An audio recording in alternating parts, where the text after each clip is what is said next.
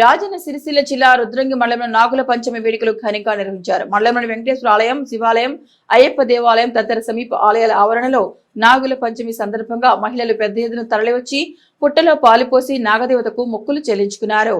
పూలు, పళ్లు, పసుపు, కుంకుమలు సమర్పించి కొబ్బరికాయలు కొట్టి ప్రత్యేక పూజలు చేశారు.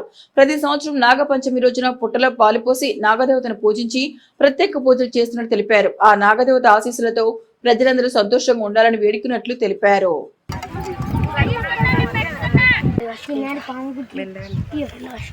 పట్టుకొని గిది పట్టుకోని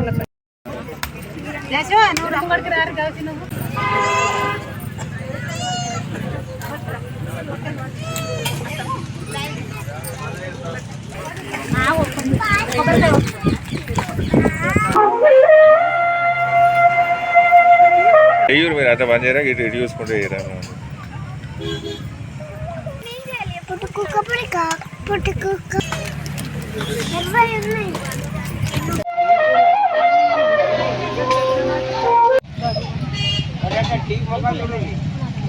ఇది